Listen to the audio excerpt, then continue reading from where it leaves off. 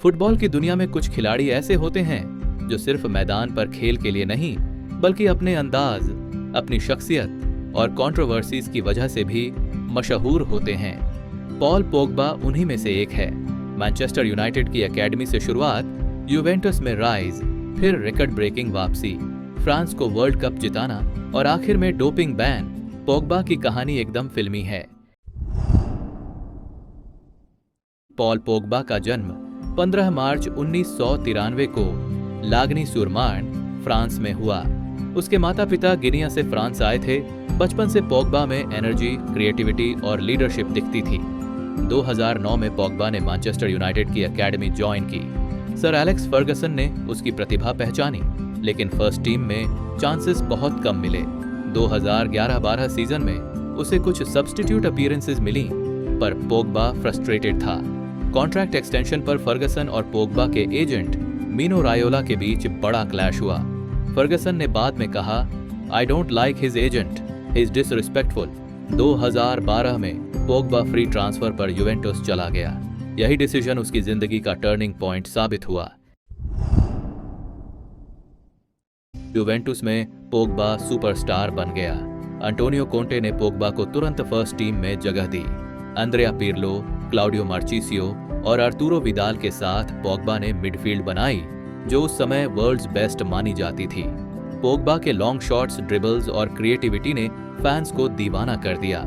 2013 में उसने golden boy award जीता। जुवेंटस ने लगातार सीरी ए टाइटल्स जीते।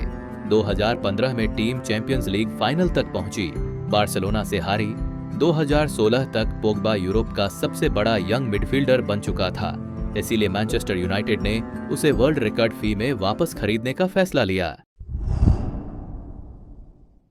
2016 में पोग्बा 105 मिलियन यूरो में यूनाइटेड लौटा। फैंस एक्साइटेड थे। पोग्बा से क्लब को फिर से ग्लोरी दिलाने की उम्मीद थी। मोरिनियो के अंदर पोग्बा ने डिसेंट स्टार्ट किया। 2016 से 17 में यूनाइटेड ने यूरोपा लीग और लीग कप जीता। पोग्बा दोनों फाइनल्स में की प्लेयर था, लेकिन मीडिया ने उसके हर स्टेप पर नजर रखी। Hair style, dance moves, lifestyle, सब कुछ हेडलाइंस बनते रहे। पोग्बा का परफॉर्मेंस कभी वर्ल्ड क्लास होता, कभी एवरेज। 2018 में मोरिनियो और पोग्बा के बीच ट्रेनिंग ग्राउंड पर पब्लिक क्लैश हुआ। रिलेशनशिप टॉक्सिक हो गया और पोग्बा मीडिया का फेवरेट टारगेट बन गया। मोरिनियो के बाद ओले ने पोग्बा को ज्यादा अटैकिंग फ्रीडम दी। 2019 में पोग्बा का बेस्ट प्रीमियर लीग सीजन आया, 13 गोल्स और 9 असिस्ट्स। लेकिन बार बार इंजरीज ने उसकी मोमेंटम बिगाड़ दी। 2020 से 2022 में इंजरीज और इनकंसिस्टेंट फॉर्म से फैंस फ्रस्ट्रेटेड हो गए। कॉन्ट्रैक्ट खत्म होते ही पोग्बा ने यूनाइटेड छोड़ दिया और फ्री एजेंट बन गया। पोग्बा फ्रांस टीम का हिस्सा था जिसने यूरो 2016 का फाइनल खेला, लेकिन फ्रांस पोर्चुगल से हार गया। पोग्बा सॉलिड था, मगर क्रिटिक्स ने कहा कि वो फाइनल में शाइन नहीं कर पाया। रशिया वर्ल्ड कप पोग्बा के करियर का सबसे बड़ा हाई पॉइंट है।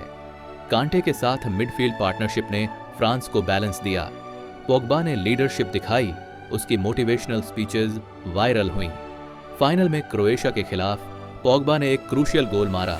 फ्रेंच 4-2 जीता। पोग्बा वर्ल्ड कप विनर बना और क्रिटिक्स को जवाब दिया। 2022 में पोग्बा मैनचेस्टर यूनाइटेड छोड़कर फिर से यूवेंटस लौटा।